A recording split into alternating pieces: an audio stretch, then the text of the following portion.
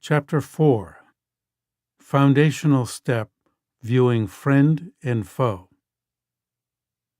At present, you find it unbearable that your friends suffer, but you are pleased that your enemies suffer, and you are indifferent to the suffering of neutral persons. Tsongkhapa, in the great treatise on the stages of the path. Out of the foundation of the mind's true nature, you need to develop love and compassion so strong that the suffering of others becomes unbearable. Since love and compassion must be felt equally for all beings of all types, the strength of these attitudes will depend upon the degree of closeness and dearness that you feel for others. For instance, when an intimate friend falls ill, your sense of love and compassion, your wish that this person be freed from sickness and restored to health, is stronger than it might be for a mere acquaintance or for someone whom you do not like. This type of love and compassion is mixed with desire to pursue some benefit for yourself. If a formerly attractive person with a pleasant personality loses his or her good looks or character, your readiness to sympathize with that person might disappear. However, if you have a sense of compassion for an ugly person, then no matter how that person's appearance changes, the sense of compassion is not lost. In the first example, compassion is mixed with desire. The person has attracted you. Your mind has exaggerated the pleasant features of that person so that desire is generated, and you feel a longing, a mixture of intimacy and wishing to lessen whatever suffering he or she is undergoing. However, pure compassion is not biased or partial. It is thoroughly imbued with equanimity and encompasses both friend and foe. Without a sense of equality, unbiased love and compassion cannot even get started. Once you have generated an attitude of equality toward all, then it will be possible to view not just friends, but neutral beings and even enemies with great endearment. This is not easy. It is difficult to develop a sense of closeness to everyone. Reflective meditation is needed. Equality. Begin by noting that within our minds we have three main categories for people: friends, neutral beings, and enemies. We may have many attitudes toward them, but three are our concern here: lust, indifference arising from neglect, and hatred, respectively. When any of these three attitudes is present, it is impossible to generate a sense of closeness with everyone. Lust, hatred, and indifference must be neutralized. Meditation. Here is how we can cultivate equanimity in meditation. 1. Simultaneously visualize a friend, an enemy, and a neutral person. 2. Examine your feelings to see who is being held closely and who is being considered at a distance. You feel naturally close to your friend. Regarding your enemy, you feel not only distant, but sometimes also anger or irritation. You feel nothing for the neutral person. Investigate why. 3. Consider whether the friend appears to be close because she has helped you or your friends. 4. Consider whether the enemy appears to be distant because he has harmed you or your friends. 5. Consider whether you feel indifference toward the neutral person because she has neither helped nor harmed you or your friends. 6. Realize that, like yourself, all of these people want happiness and do not want pain. And in this important way, they are equal. 7. Remain with this realization until it sinks into the depths of your mind. Enhancement. If you are open to the possibility that past and future rebirth over a continuum of lives may take place, you could enhance the perception of equality by considering the implications of rebirth. A continuum of lives means our births are beginningless. Over the course of many lifetimes, everyone has likely been in many types of relationships with everyone else. You cannot be sure that those who are now your friends were always friends in the past, and that those who are now your enemies were always your enemies. Even in this one lifetime, there are persons who early on were enemies, but later turned into friends, and others who were friends, but later became enemies. Looking toward the future, there is no reason why an enemy must remain an enemy and a friend remain a friend. Friends, enemies, and neutral people are equal because they may shift interchangeably from one role to the next. Consequently, there is no way to completely decide finally that a certain person is forever your enemy and therefore should be discarded, or that someone else is forever your friend and therefore should be cherished, or that someone will always be a neutral person and therefore should be treated with indifference. Rather, all have acted equally as enemy, friend, and neutral party. If someone harmed you last year but helped you this year, and another person helped you last year but harmed you this year, they would be equal, would they not? This is why there is no sense in single-pointedly considering a certain person to be just a friend and another person to be just an enemy or just neutral. Our basic life structure is not at all stable. Sometimes we're successful, sometimes unsuccessful. Things are always changing. That we experience such solid and stable feelings toward friends and enemies is simply wrong. There is no reason to assume such rigidity. It is foolish. Reflecting on this will gradually bring your mind to equanimity. Meditation. 1. Consider that even during the span of this lifetime, there is no certainty that specific individuals will always be friends, enemies, or neutral.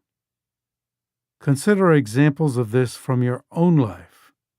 A neutral person who became a friend, a neutral person who became an enemy, a friend who became neutral, or an enemy who became a friend. 2. Visualize someone who is presently a neutral being and imagine that she brought help and harm in past lifetimes. 3. Imagine that a friend who has helped a lot in this lifetime brought harm to you in a previous lifetime and was neutral at other times. 4. Imagine that an enemy who has harmed you in this lifetime was neutral in some other life and brought repeated benefits in another. 5. See that in the longer perspective of many lifetimes, friend, enemy, and neutral observer have all equally helped and harmed you or your friends. So it cannot be concluded that they are solely one way or the other. 6. Realize that in terms of the long course of beginningless rebirth, none of us could decide that someone who has helped or harmed us in this life has been doing so for all lifetimes. 7. Decide that it is not right to single out one for intimacy, another for neutral indifference, and yet another for alienation. Reflecting this way, deepen your sense of equal feeling toward friends, enemies, and neutral persons. It might seem more crucial to consider what others are doing for you or to you in the present rather than several lifetimes ago. But this is not so. As we have shown, a person's status as friend or foe can change even in one lifetime. Help or harm from another is temporary, and mere timing cannot be the basis for choosing intimacy or alienation. Decide that it is impractical to single-mindedly desire those presently helping you and to single-mindedly hate those who are presently harming you. Booster technique. When you contemplate this matter, the single-minded apprehension of some people as friends and others as enemies, and the consequent generation of desire and hatred will become weaker in strength. Still, to bring the implications of these meditations home, it is helpful to reflect on a more dramatic scene. 1. Visualize two persons. 2. Imagine that one of them is brandishing a fist at you. 3. Reflect on the reason for becoming uncomfortable. You seem to be in imminent danger of being struck. 4. Vividly imagine that the other person is at the same time doing something pleasant for you, praising you, giving you a present, or stroking your arm. 5. Examine why you are so pleased with this. It is due to a minor, temporary circumstance that you are so pleased. 6. Understanding this, consider that your reactions with regard to friends and enemies are not very profound. Concluding meditation. There is no certainty that a friend, an enemy, or a neutral person will at all times either help, harm, or do neither. When negative thoughts and motivations such as hatred or anger are present, even a friend is seen as an enemy. But when negative thoughts toward an enemy disappear, the enemy becomes a friend. Reflect on the following. 1. From their own point of view, friends, enemies, and neutral beings equally want happiness and do not want suffering. 2. From your own point of view, each and every one of them has been your friend limitless times over beginningless cyclic existence, and will definitely help you again in the future. Each has been your enemy just as often, and each equally has been neutral. 3.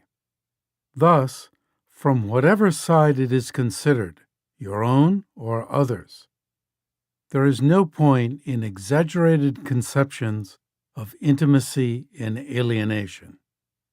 You should not value one person as basically good and another as bad, even though his present actions may be good or bad, helpful or harmful. There is no reason to be nice to one person and not nice to another. Though it is true that persons temporarily are friends or enemies, helpful or harmful, it is incorrect to single anyone out for attraction or hatred. It is important to perform these reflective meditations with specific people in mind and not just directed at all sentient beings, the latter being too vague to effect a real change of attitude.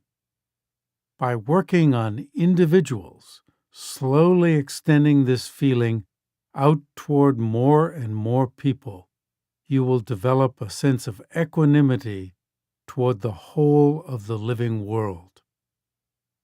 Through this meditation, you eventually arrive at a point where generating strong feelings of desire or hatred appears to be senseless. Bias weakens, and you decide that rigidly classifying people as friends and enemies has been a mistake. Like smoothing a wall before painting a mural, or preparing a field before planting, the cultivation of a true feeling of equality provides the groundwork for the next step in the path to love, recognizing all sentient beings as the best of friends. Now the cultivation of equanimity will serve as the foundation for love. Chapter 5. The first step, recognizing friends.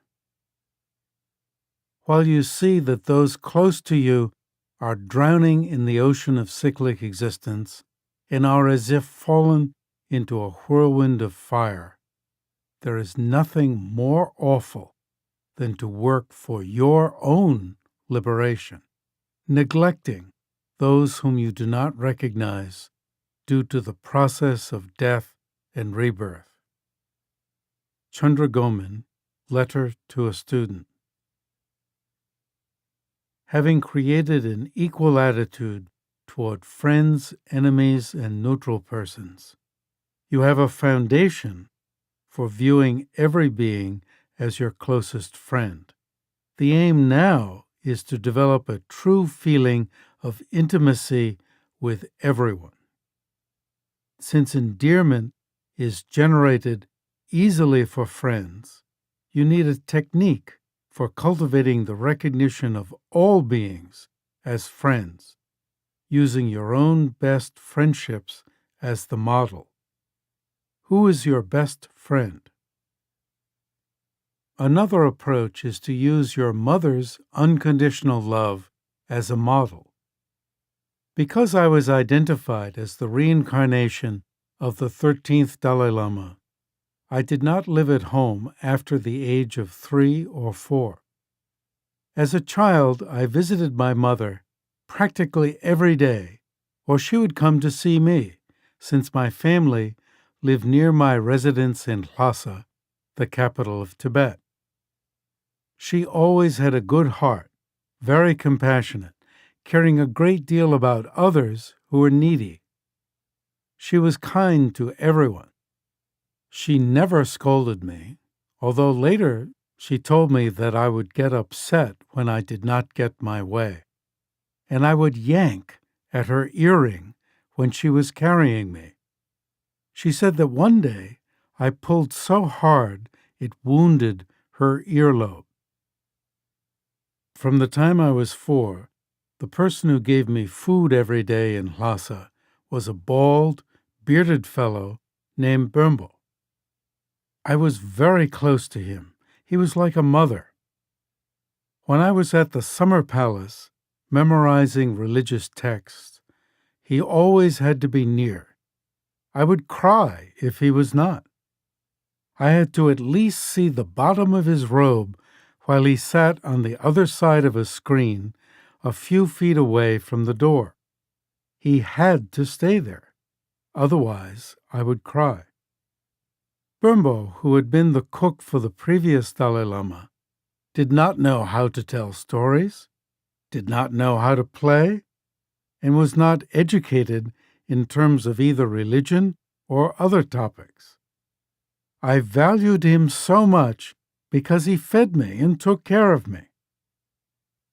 It seems to me that we, like other mammals such as dogs and cats, cherish most those who feed us. We love our mothers not because they gave birth to us, but because they gave us milk and took care of us. When I was sick, Bumbo would carry me around or hold me on his lap. When you hold a kitten on your lap, the kitten will purr. It is the same with children. I liked him a lot.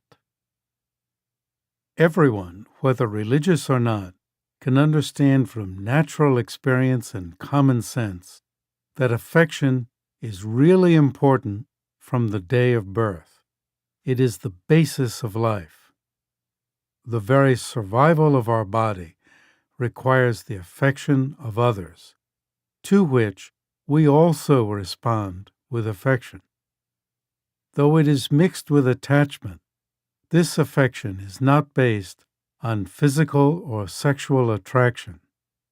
This kind of affection, though not unbiased, can be expanded to cover all sentient beings, making it unbiased. This is what it means to expand love. For the following meditation, if your relationship with your mother is complicated, you can consider ideal motherhood instead, or you can use any intimate friend or family member. Meditation. First, let us consider the underpinnings of this meditation. The format is built on the assumption of rebirth, which, if you have an inkling might be true, you can use to probe the implications of beginningless rebirth for your relations with others. However, if you do not suspect that rebirth is true, it is still possible to utilize these steps as a purely imaginative exercise to help undo knots in your relationships. 1. Reflect that if there is rebirth, cyclic existence means that your own births have had no beginning. 2. Consider that when you are born from a womb as an animal or as a human, or from an egg as a bird, a fish, or a spider, you required a mother. And because your births are innumerable, you must have had innumerable mothers over your many lifetimes. The implication is that every living being has been your mother at some time. If you have trouble coming to that conclusion, see if you can follow the continuum of lifetimes and discover any sentient being who has not been your mother. Such a conclusion is impossible. 3. Observe that the times you were born from a womb or from an egg are unlimited, and therefore your mothers are also unlimited. 4. Reflecting on these points, understand that each sentient being in your present life was your mother many times. Do not rush through these steps. The aim here is not to accept superficial logic, but to imbue your mind and attitudes with the impact of the perspective of rebirth. Try it on, so to speak, and see if it is helpful. Here are the steps. 1. Think of your best friend and identify that this friend was, at some time over the continuum of lives, a nurturing friend.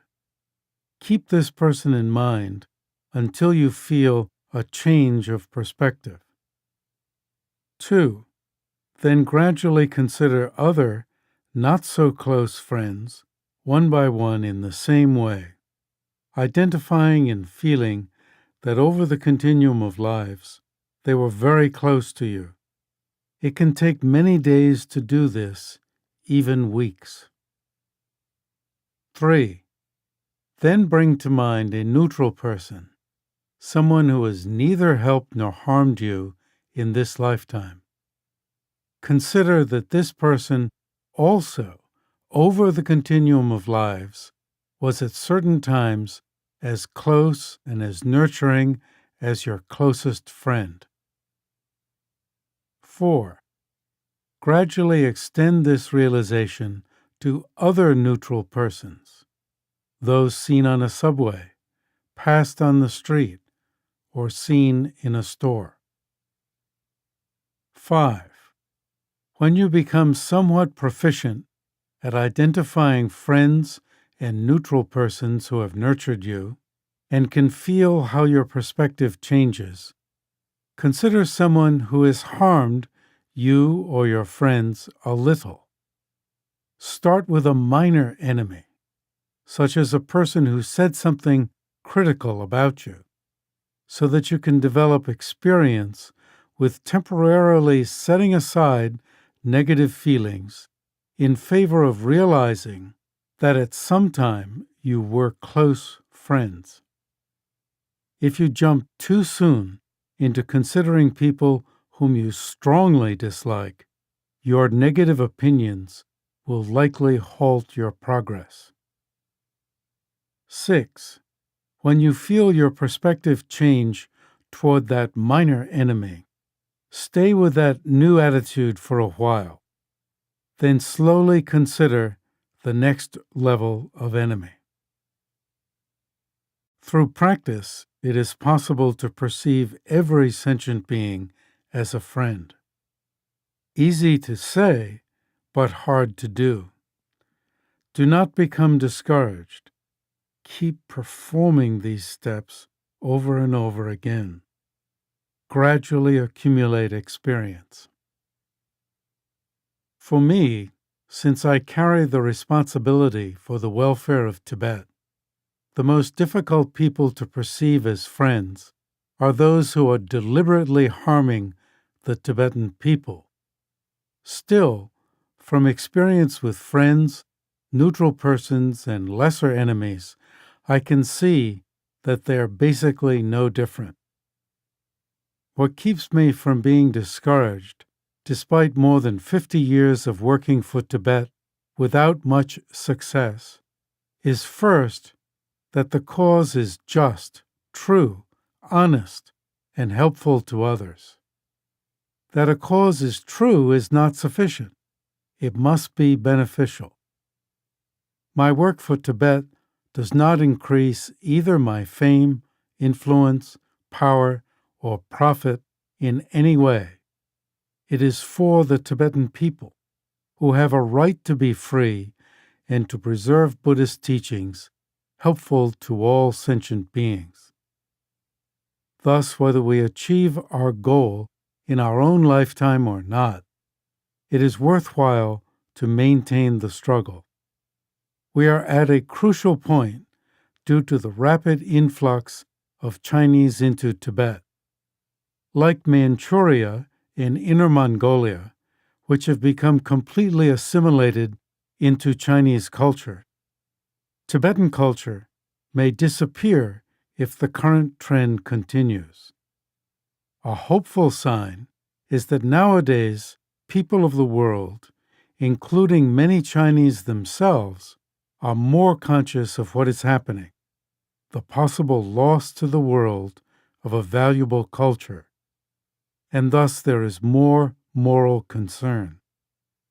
The cause will continue from generation to generation.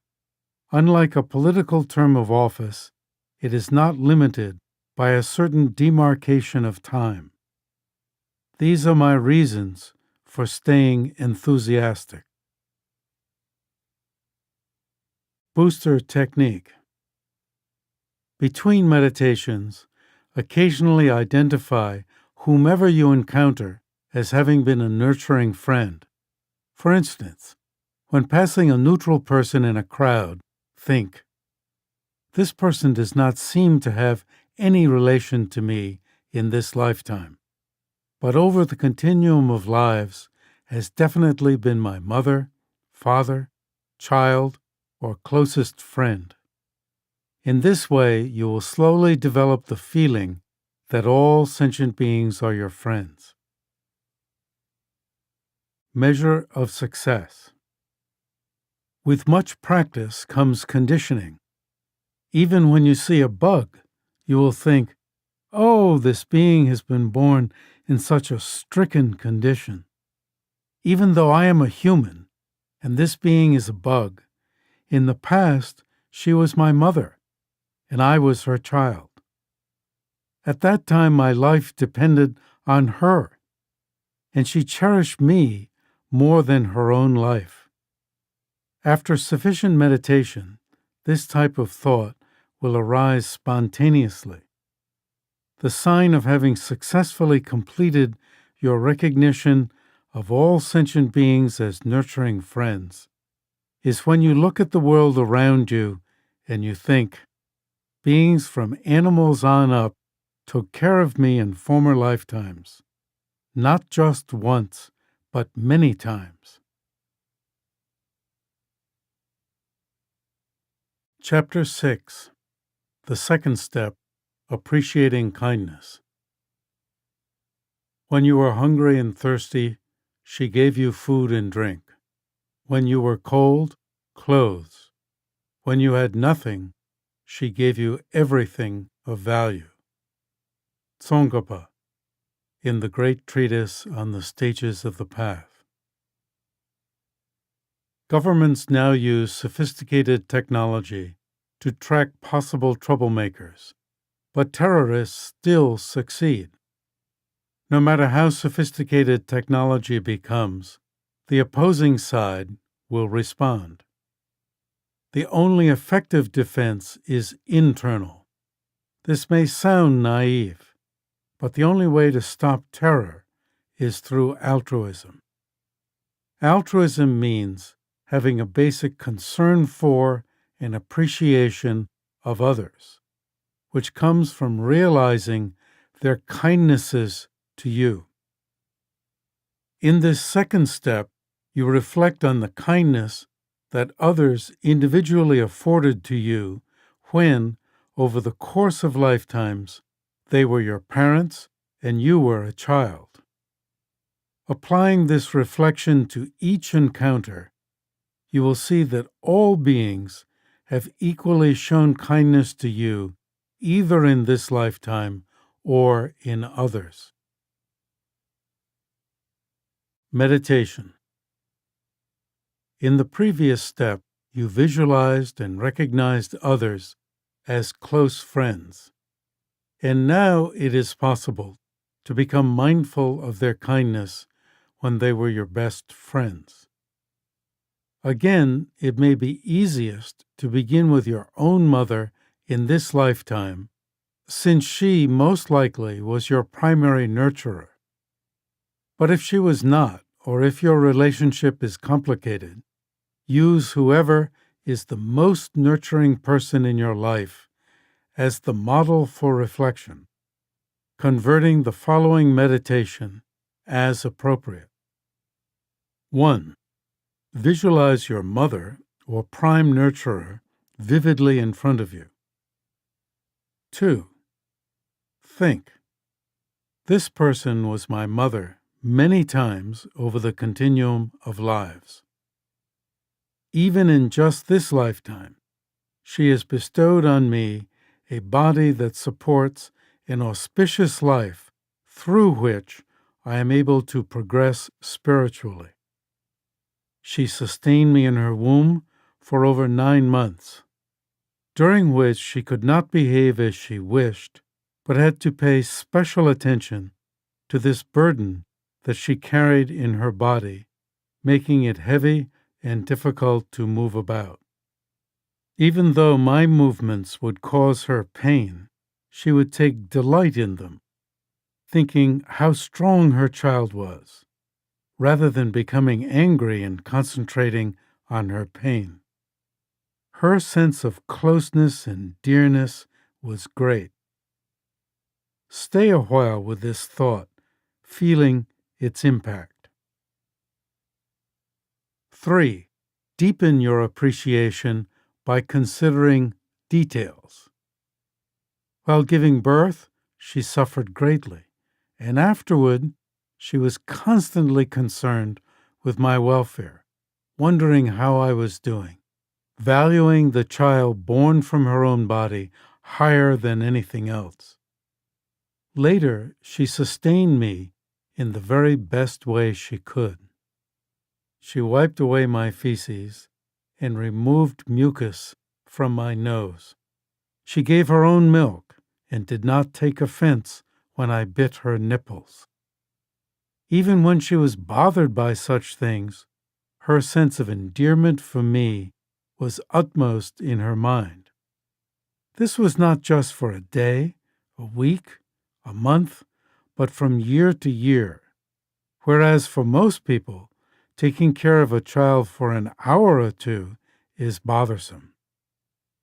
If you're using as your model a person other than your mother, recall in detail the kindnesses he or she extended to you. 4. Realize how dependent you were.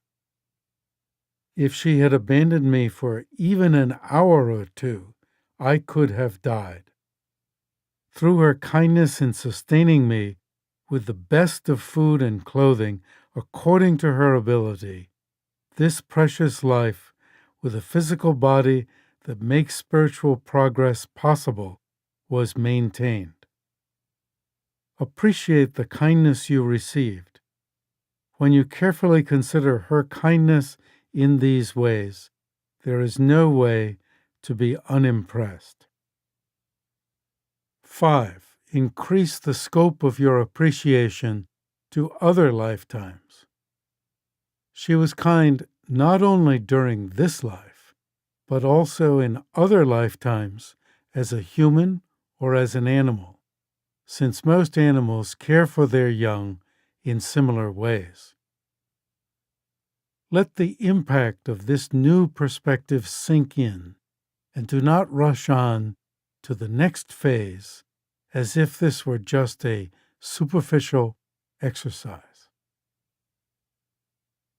6. Having understood the kindness of your prime nurturer in this lifetime, extend this felt understanding gradually to other friends. Think about how, when they were your mother or best of friends, they protected you with great kindness, just as your prime nurturer has done. Reflect slowly and carefully about their kindness, starting with your next closest friend and considering, as you did before, this person was my mother many times over the continuum of lives. Even in just this lifetime, she has bestowed on me a body that supports an auspicious life through which I am able to progress spiritually.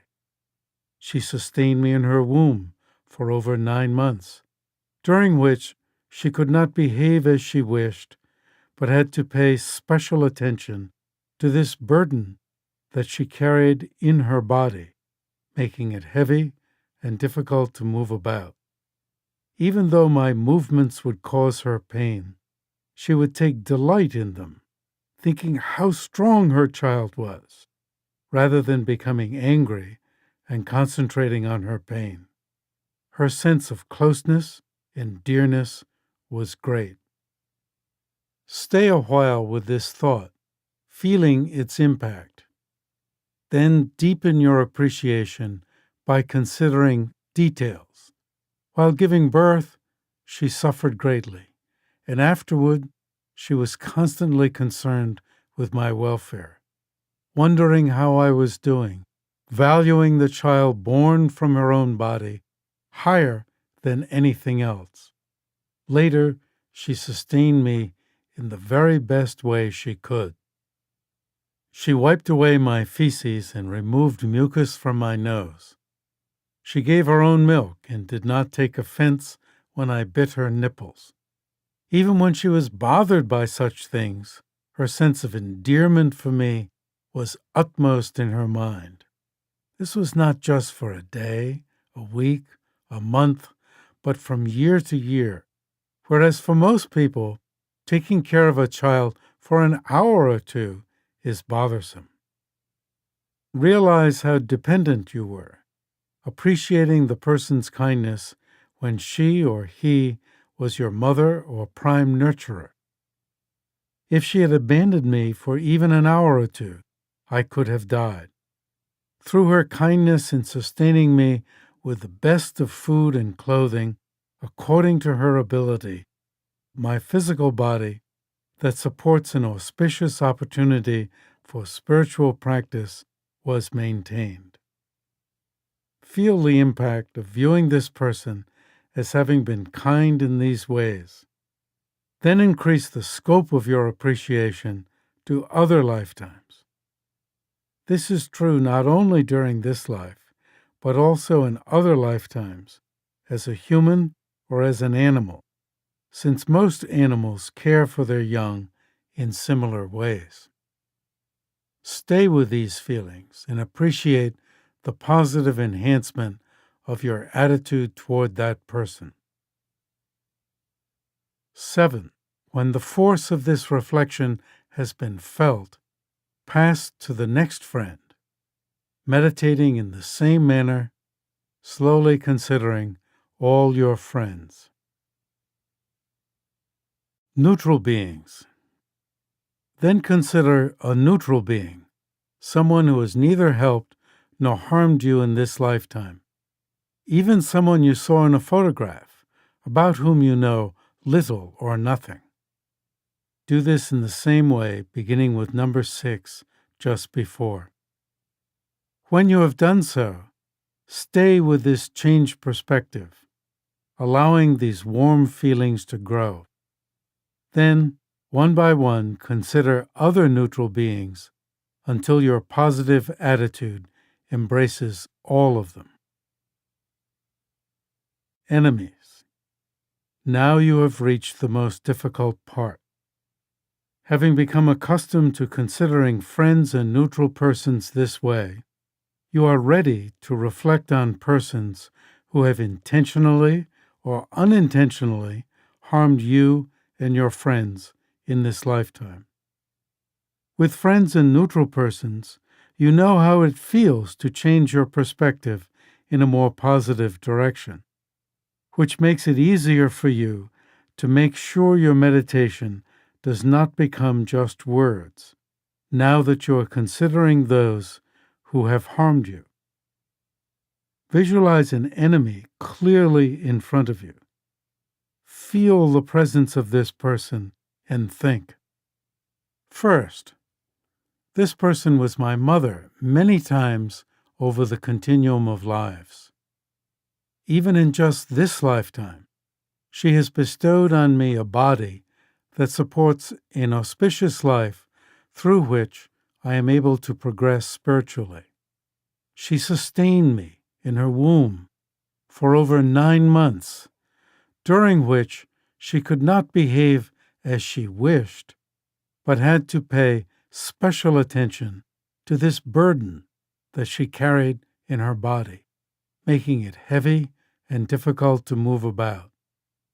Even though my movements would cause her pain, she would take delight in them, thinking how strong her child was, rather than becoming angry and concentrating on her pain.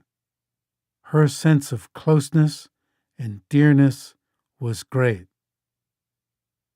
Second, while giving birth, she suffered greatly, and afterward she was constantly concerned with my welfare, wondering how I was doing, valuing the child born from her own body higher than anything else.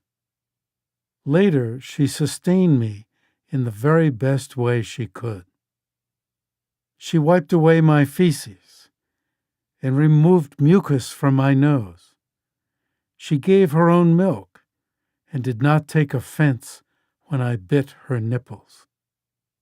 Even when she was bothered by such things, her sense of endearment for me was utmost in her mind. This was not just for a day, a week, a month, but from year to year, whereas for most people, taking care of a child for an hour or two is bothersome. Third, if she had abandoned me for even an hour or two, I could have died. Through her kindness in sustaining me with the best of food and clothing, according to her ability, this precious life, with a physical body that makes spiritual progress possible, was maintained. Fourth, this is true not only during this life, but also in other lifetimes as a human or as an animal, since most animals care for their young in similar ways. Conclusion. Therefore, although this person has appeared to me in this lifetime as an enemy seeking harm to my body and spirit, in former lifetimes she was my best friend, my mother, sacrificing her own body and spirit for me. The times she did this are innumerable. By meditating in this manner, it is possible to identify even an enemy as having, at some time, been your nourisher and having been extremely kind. Extend this felt understanding to other enemies, one by one, in the same way. Consider each person for as long as it takes until your feeling is the same as it is for your closest nurturer. Since it makes no difference whether a person has been kind to you recently or a while ago, decide that all beings have been equally kind to you over the course of many lifetimes. Such reorientation of your relationships with others gives your life new meaning. Meditating this way is worthy of lifelong endeavor. Eventually, what you have meditated will arise spontaneously. Booster technique, becoming aware of unintended kindness. To deepen your gratitude toward all people, it is helpful to reflect on the unintended kindness of those who provide goods and services without necessarily knowing the names or faces of those whom they serve. We live depending upon those who have no special motivation to help us. When we want rain and it rains, we are grateful, even though there is no motivation on the part of the shower to help us. Also, if we want a grove of trees to roam in, we are happy to have that grove and value it, even though the stand of trees itself has no motivation to help. Similarly, sentient beings provide necessities for your life. They are helping you in particular without ever knowing you in particular. In this life, there are so many facilities we enjoy, nice buildings, roads, and so forth, that are produced by other people. As you can see, thousands of people in this lifetime, whom you may never meet, are showing you kindness. Here are some sample contemplations. 1. Think of all the food in a supermarket and all the persons involved in making it available. from the farmers to the truckers to the persons who put it on the shelves. 2. Realize that even a glass of water depends on a vast nexus of individuals. 3. Contemplate that all the facilities we use, buildings, roads, and so forth, are produced by other people. Providing services is a form of kindness, of nurturing, no matter what the motivation may be. When you experience this nexus of kindness in a deep way, it becomes possible to extend this appreciation even to your enemies, including enemies. Most of our good qualities are produced in conjunction with other people. As I will explain in the final chapter, the practice of virtues such as giving depends almost entirely on other sentient beings. Similarly, choosing to abandon harmful actions like killing and stealing is mostly done in relation to other sentient beings. The worst consequence of not being mindful of the unintended kindness of others comes into view when we consider our enemies. Without enemies, you could not fully engage in the practice of patience, tolerance, and forbearance. We need enemies and should be grateful to them. From the viewpoint of training in altruism, an enemy is really your guru, your teacher. Only an enemy can teach you tolerance. An enemy is the greatest teacher of altruism, and for that reason, instead of hating, we must respect him. We have learned that it is not necessary for someone to have a good motivation toward you in order for you to respect and cherish that person. For example, we seek the alleviation of suffering. And even though the alleviation of suffering itself does not have any motivation at all, we cherish, value, and respect it highly. The presence or absence of motivation makes no difference in terms of whether something or someone can be helpful in accumulating positive forces for shaping the future, what Buddhists call merit. It is only in relation to those wishing us harm, enemies, that we can truly cultivate the highly meritorious virtue of patience. Thus, an enemy is absolutely necessary. Without patience, you could not develop true love and true compassion because you would be subject to irritation. True love and compassion extend even to those whose motivation is to harm you.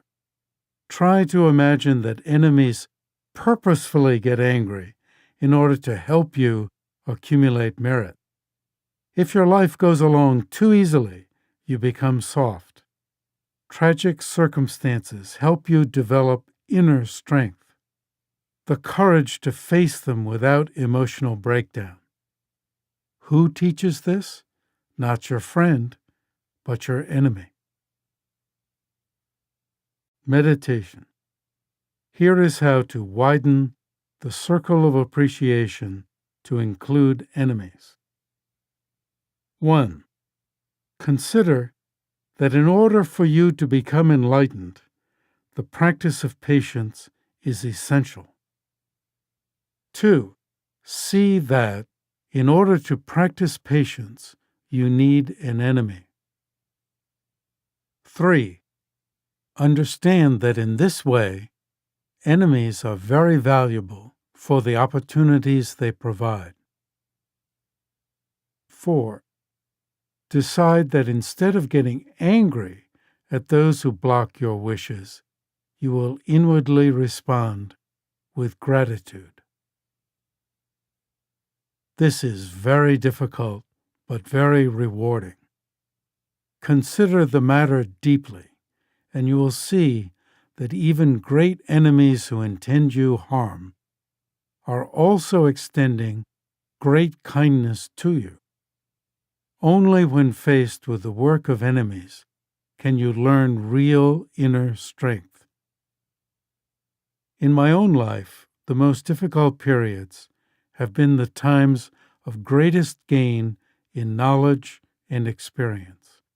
Through a difficult period, you can learn to develop inner strength, determination, and courage to face the problem. If you become discouraged, that is the real failure. You have lost a valuable chance to develop. To remain determined is itself a gain. During a difficult period, you can come closer to reality, to peeling off all pretensions. When things go smoothly, life can easily become like an official ceremony in which protocol, like how you walk and how you speak, is more important than content. But at a time of crisis, these things are pointless. You have to deal with reality and become more practical. Enemies give us this kind of chance. Also, when you think in terms of the practice of patience, an enemy is the most benevolent of helpers. Through cultivating patience, your merit increases. Thus, enemies are the main instigators of spiritual advancement. Learning from tragedy. If you see that some situation or person is going to cause you suffering, it is important to engage in techniques to avoid it. But once suffering has started, it should be received, not as a burden, but as something that can assist you. Undergoing small sufferings in this lifetime can purify the karma of many ill deeds accumulated in former lifetimes. Adopting this perspective will help you see the ills of cyclic existence. And the more you can do this, the more you will dislike engaging in non-virtues. Hardship also helps you to see the advantages of liberation. In addition, through your own experience of suffering, you will be able to empathize with the pain of others and generate a wish to do something for them. So, seen in this way, suffering can provide a remarkable opportunity for more practice and more thought. From this viewpoint, enemies are teachers of inner strength, courage, and determination. This does not mean that you should give in to those who would harm you. Depending on the enemy's attitude, you may have to defend yourself strongly, but deep down, try to maintain your calm by realizing that, like you, she is a person who wants happiness and does not want suffering.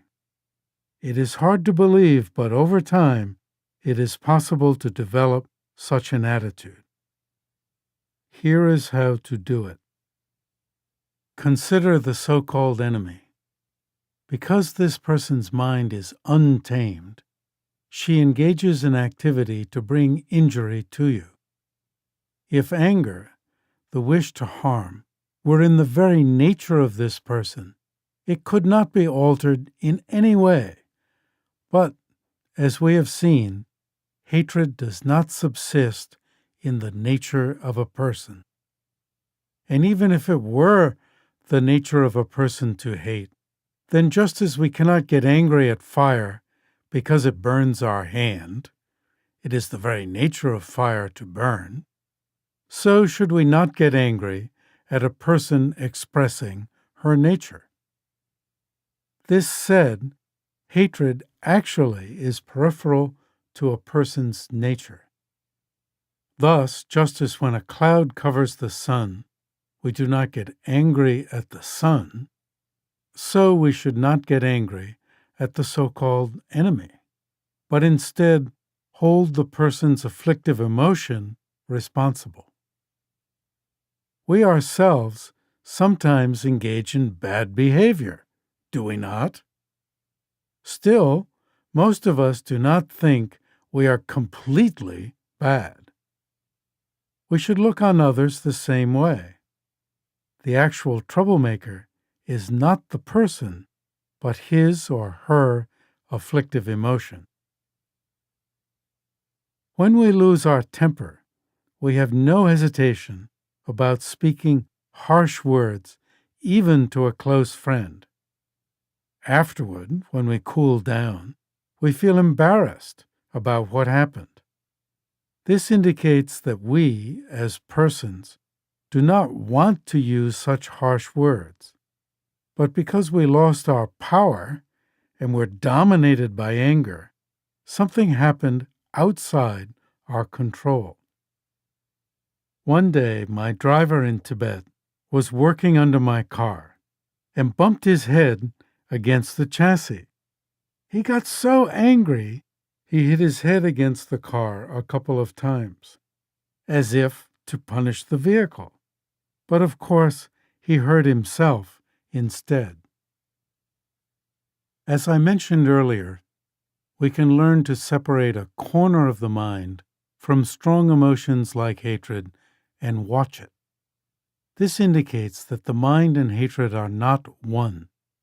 The person and hatred are not one. Impact of successful meditation.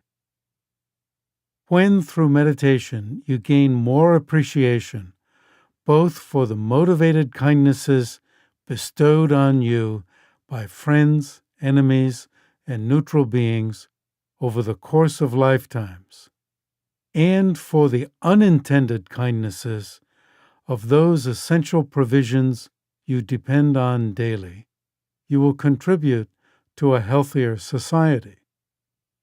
Without the appreciation of kindness, society breaks down. Human society exists because it is impossible to live in complete isolation. We are interdependent by nature, and since we must live together, we should do so with a positive attitude of concern for one another. The aim of human society must be the compassionate betterment of all, from one lifetime